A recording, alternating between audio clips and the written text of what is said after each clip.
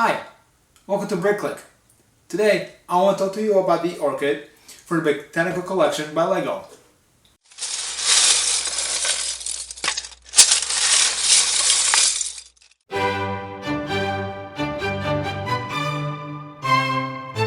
This set was released in May of 2022. I know I'm just getting into it, but I just got it. It was on sale, so that helps too. Original retail price was $49.99, and as a piece by itself, I think it is a very nice piece they can set anywhere on an end table or a bookshelf. I think it goes very well in any room. What's unique about this one, this is almost like a little Frankenstein of a set where there's a lot of arrangements or pieces that come from other sets.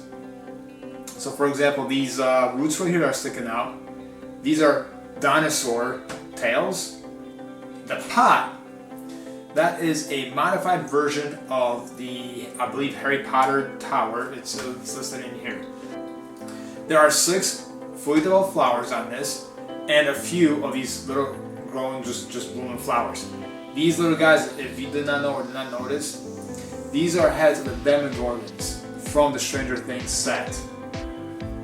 What I do like about this set is that just because you see this arrangement doesn't mean that this is how it has to be built. Because these are Technic pieces, you can take them apart and you can rotate them into other orientations. So essentially each one could be different and unique if you want to build it a little bit differently. And I think there's 3 designs that are shown in the booklet that we can also build something totally different. What I do like about this is the humor that is associated with this piece. Lego itself states that this will thrive in low light, does not require extreme humidity, and is probably the easiest to get to bloom again and again and again. And I cannot disagree with that. Now, what is my opinion on the value, playability, difficult, showcase, and the overall? Remember, these are just my made-up numbers that what I think my opinion-based numbers are. The value. Overall, I think this piece, for number of pieces and the price, values pretty well. You can't build too much custom stuff from it, so I would still give it probably a 6 on the value of this, because the fact is that it's not too expensive. I mean, it's actually cheaper than some of the orchids, so maybe I should give it a 10, a value of 10, because of the fact is you go buy an orchid, some of them are $50, and in a few weeks you might be throwing them out. So actually, no, let's get this value of 8. Why not? Somewhere in the middle. Playability, not much there, right? You have this nice set, you build it, you put it on a shelf, it looks great, but you can't really play with it. So I would give this a 2. Maybe you should be a 1, but I'll give it a 2 because it has some pieces, maybe you can use it for something else.